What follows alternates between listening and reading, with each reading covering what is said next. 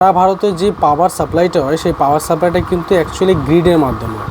গ্রিডটা কী জিনিস? গ্রিডটা হচ্ছে তোমরা দেখতে পাবে যে ধানের জমিতে মাঠে যে হাই টেনশন তারগুলো যায়, মানে বড় বড় যে মাথার উপরে যে তারগুলো, ওগুলো হচ্ছে কিন্তু গ্রিড বলছে।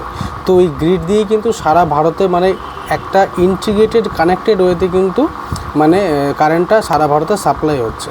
মানে এরকম নয় যে শুধু পশ্চিমবঙ্গের জন্যই কিন্তু এই গ্রিড সিস্টেমটা তৈরি হয়েছে, পশ্চিমবঙ্গের কারেন্ট পশ্চিমবঙ্গের বাইরে যাচ্ছে না, এরকম নয়। সারা ভারতে একটাই গ্রিড সিস্টেম রয়েছে, সেই গ্রিড সিস্টেম দিয়ে সারা ভারতে কিন্তু কারেন্টটা কিন্তু সাপ্লাই হচ্ছে।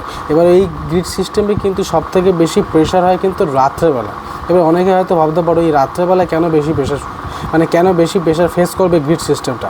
তার কারণ হচ্ছে অনেক হয়তো চিন্তা করতে পারো যে রাত্রেবেলা এসি চলছে, তারপরে কুলার চলে, তারপরে ফ্যান চলছে, এই ধরনের বিভিন্ন যে ইলেকট্রনিক হাই পাওয়ারের গ্যাজেট সেগুলো চলার কারণে হয়তো ইলেকট্রিক কনজামশানটা বেশি হওয়ার কারণে হয়তো প্রেশার আসছে, কিন্তু সেটা ঠিক মেন কারণ নয়। মেন কারণ হচ্ছে কিন্তু যে সোলার এনার্জি, মানে সোলার সেলের সাহায্যে যে এনার্জিটা তৈরি করা হচ্ছে সেটা কিন্তু 156 গিগাওয়াট। এটা কিন্তু সকাল 6টা থেকে সন্ধ্যে 6টা অবধি চলে, তারপরে সন্ধ্যে 6টার পর থেকে কিন্তু অফলাইন হয়ে যায়। এবার সারা ভারতের যেটা মানে পাওয়ার ডিমান্ড সেটা হচ্ছে 256 গিগাওয়াট পর্যন্ত, মানে আশেপাশে ঘোরাফেরা করে, মানে নিয়ার অ্যাবাউট 260 গিগাওয়াট।